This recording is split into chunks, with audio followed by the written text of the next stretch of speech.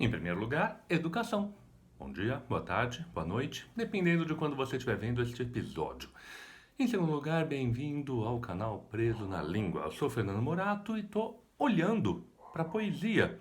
Essa atividade que é uma das mais interessantes, uma das mais fascinantes, e neste vídeo encerrando um ciclo de olhares para poemas contemporâneos escritos por gente que é próxima de mim, gente que participou da coleção Caravelas, que revelou um monte de coisas fantásticas.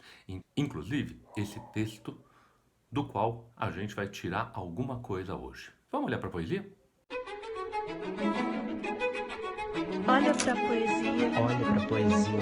Olha pra poesia. Olha pra poesia. Olha pra poesia. Olha pra poesia. Olha pra poesia. Olha pra poesia.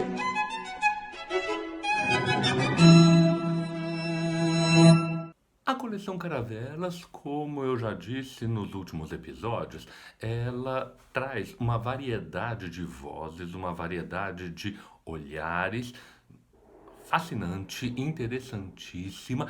E aqui, hoje, eu trago um último volume, não porque seja último cronologicamente, não porque seja menor do que os outros, muito pelo contrário, eu trago em último porque ele resgata um aspecto que não apareceu nos outros livros da coleção. Um aspecto fundamental da arte, fundamental da poesia, fundamental da vida humana, que é a brincadeira, é o jogo, é o lúdico.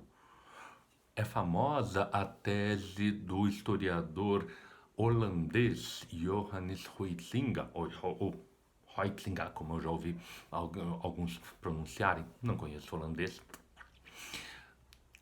chamada Homo Ludens, de que a cultura ela se baseia na ideia de jogo, o que tem bastante interesse pensando na coisa de que o jogo é a regra, a cultura estabelece regras, a cultura justamente foge das regras da natureza, ela modifica, ela se insurge contra a natureza. Esse dado fundamental é apropriado pelo grande poeta Marco Catalão, que no livro No Cravo e na Ferradura faz jogos poéticos fantásticos, como esse que a gente vai ver agora.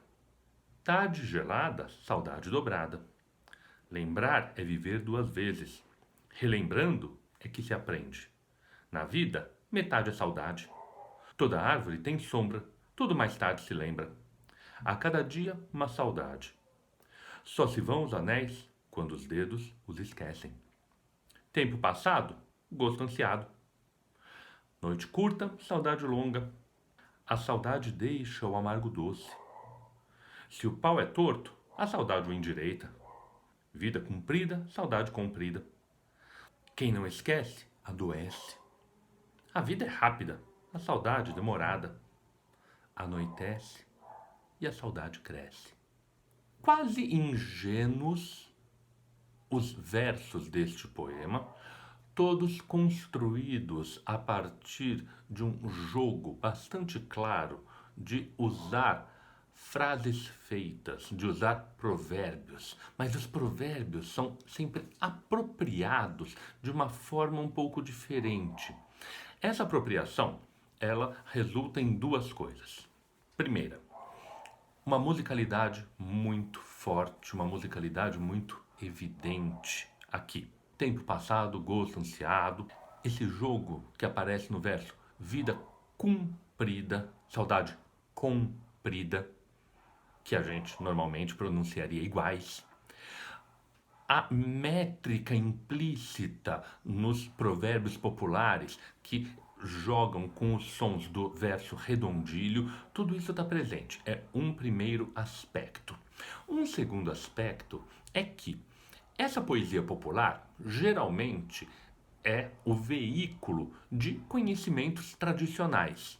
Os conhecimentos tradicionais tendem a ser bastante conservadores. Conservadores no sentido de conservar coisas, conservar atitudes, conservar posturas diante da vida.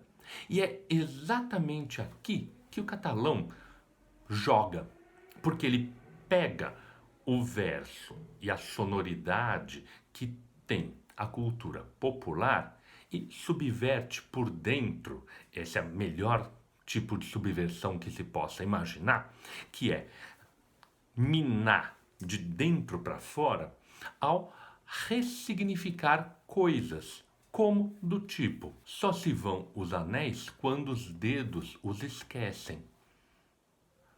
Partindo do ditado tradicional, vão-se os anéis, ficam-se os dedos, a ideia de que o poema todo está eivado, ele está atravessado pela palavra saudade, também um outro motivo para trazê-lo aqui, essa palavra tão portuguesa. Ao jogar a saudade sobre o ditado popular, vão-se os anéis, ficam-se os dedos, a ideia de que os anéis se vão, mas não se vão, porque a saudade deles faz com que eles permaneçam, pelo menos em pensamento, supõe um momento de esquecimento, um momento de libertação. E aí sim, porque a ideia original de que a gente preserva algo interior, algo vital, e deixa ir o supérfluo embora, se inverte quando a gente pensa que esse supérfluo, às vezes, está tão entranhado na nossa compreensão do que é o mundo, de como é a vida, que ele não se vai de jeito nenhum. Ora, é na brincadeira que a gente tem condições de passar por cima desse conhecimento de acomodação, desse conhecimento de conformismo e compreender algo um pouco mais profundo. Do mesmo jeito que é relembrando que se aprende.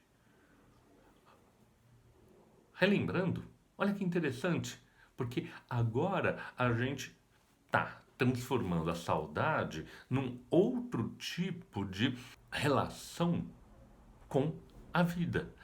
Uma relação agora formadora. A saudade, muito mais do que prender ao passado, está significando as coisas. Quem não esquece adoece, mais conformista. E notem que eu estou jogando, eu estou fazendo um zigue-zague, porque é assim, inclusive, que esses poemas do No Cravo e na Ferradura se constroem. Eles são poemas desmontáveis, porque eles são uma aglutinação, um mosaico de frases feitas. Agora, é óbvio que uma vez que uma determinada ordem foi colocada, ela acaba se orientando, ela acaba orientando a nossa leitura.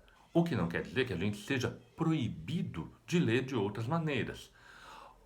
Exatamente porque está falando de cultura popular, esse livro se monta num processo circular, porque o conhecimento popular é um conhecimento atemporal, é um conhecimento que vai e vem. E do mesmo jeito que o conhecimento tradicional vai e vem, essas frases todas ecoam coisas, elas podem ser lidas em qualquer sentido. Eu poderia tranquilamente ler o poema de trás para frente. Não preciso ler necessariamente da frente para trás. Isso tudo joga com o lúdico, esse aspecto tão afastado da nossa cultura contemporânea, em que tudo tem que ser útil, tudo tem que ser pragmático, tudo que tem que ter uma finalidade específica, e não.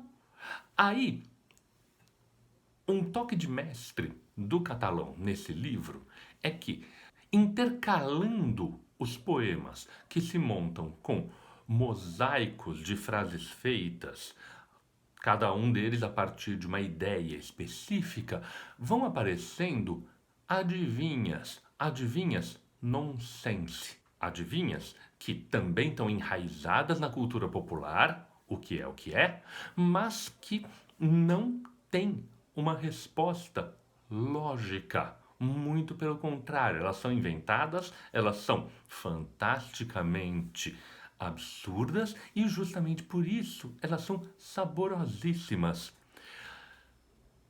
Nesse episódio eu vou, como sempre, terminar dando a opção de você reler o poema com mais vagar, só que ao final dessa releitura vou colocar uma dessas quadras para vocês terem o impacto do nonsense.